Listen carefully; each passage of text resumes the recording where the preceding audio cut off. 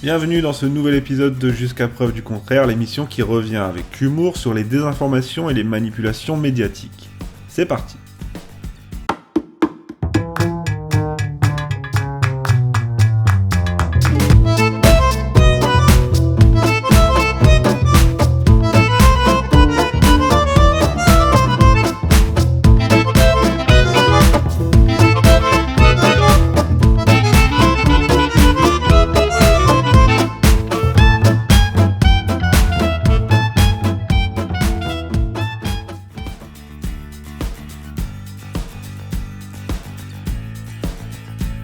Vous vous en souvenez, le 21 septembre dernier, cette petite phrase de Nadine Morano provoquait un tollé national, ou du moins dans la sphère politico-médiatique. Le message était donc clair, il est interdit en France d'évoquer le mot race, même pour rappeler, maladroitement certes, les origines anthropologiques du peuple français. Pourtant, dans une étude parue en octobre, le Conseil supérieur de l'audiovisuel faisait en parallèle un constat sans appel, il y a trop de blancs à la télévision.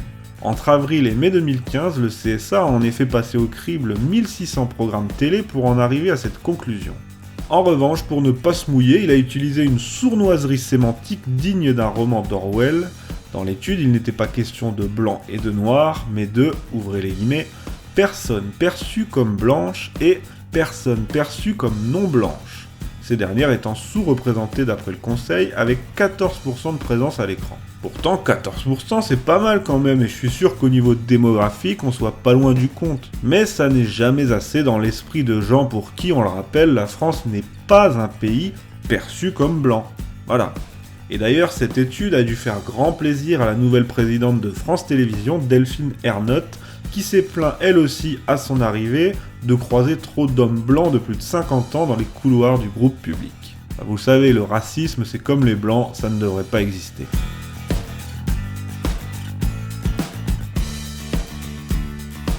Pour ce deuxième sujet, comment ne pas parler de ce qu'on appelle la crise des migrants ? Comme l'a prouvé l'affaire de la mort du petit Aylan, les enfants c'est le nerf de la guerre. Les médias l'ont bien compris et partout, dans les JT comme dans les colonnes des quotidiens, les enfants sont omniprésents dans les représentations. Regardez ça si c'est pas beau. C'est mignon, non ? Comment refuser quoi que ce soit à ces braves gens ? Regardez si c'est pas émouvant ça. Bon, il y a un an, pendant les manifs pour tous, c'était scandaleux d'utiliser ces enfants, mais bon là, ça va dans le sens du vent, alors ça passe. Pourtant, les statistiques n'ont de cesse de nous rappeler que les vagues de clandestins sont composées au moins à 80% d'hommes seuls, au moins, là je suis gentil. Des hommes seuls qui fuient la guerre, nous dit-on, inventant ainsi un nouveau code d'honneur à la mode qui consiste à laisser sa famille crever pour aller chercher la CAF à Montfermeil.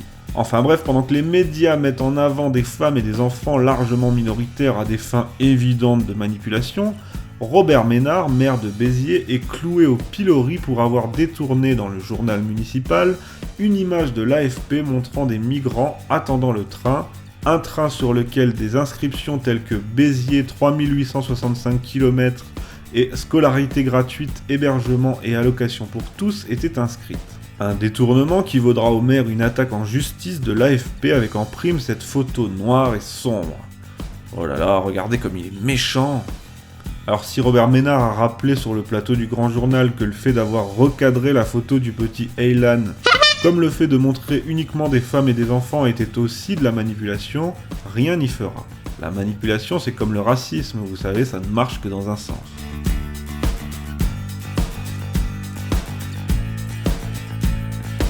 Terminons avec un petit focus police de la pensée. Le 16 septembre, Samuel Gontier publiait sur le site de Télérama un papier digne du parfait petit censeur. Visiblement touché au plus profond de son âme de téléspectateur, le journaliste trouvait scandaleux d'avoir invité Robert Ménard au Grand Journal pour parler de la crise des migrants, d'avoir invité Zemmour dans Média Le Mac sur France 5, mais aussi Louis Nicolin ou encore un climato-sceptique dans le pourtant très conformiste Petit Journal. Autre sortie du même genre, lundi 28 septembre dans le Bondi Blog, vous savez ce blog estampillé La banlieue parle au bobo, Mehdi Meklat et Badruddin Saïd Abdallah se demandent s'ils vont continuer à regarder, je cite, cette télé facho. On évitera de leur demander une définition historique du fascisme, ça leur évitera la rupture d'anévrisme, mais nos deux compères sont très remontés. Contre Frédéric Tadei d'abord, qui a osé inviter Eugénie Bastier, journaliste, ou plutôt extrême journaliste, au Figaro. Contre Maïtena Biraben ensuite, qui sur Canal+, a osé accoler le mot vérité au FN. Contre Ruquier également, qui a invité Geoffroy Lejeune, journaliste à Valeurs Actuelles, autant dire membre des SS quoi, dans On n'est pas couché sur France 2. Enfin, vous avez compris le principe. Le plus ironique dans tout ça, c'est qu'il faut leur donner raison. Oui, la télé est devenue facho. Philippe Verdier, le monsieur météo de France 2, a été écarté de l'antenne pour avoir écrit un livre jugé climato-sceptique. Au plus haut niveau, on estime qu'il y a trop de blancs à l'écran. On attaque frontalement une présentatrice qui a osé parler du FN sans le diaboliser. On n'hésite pas à faire du chantage affectif avec des images d'enfants à l'appui sur toutes les chaînes. Oui, la télé est devenue facho, et le plus étonnant, c'est que ce sont les fascistes qui s'en plaignent. Voilà, ça c'est dit.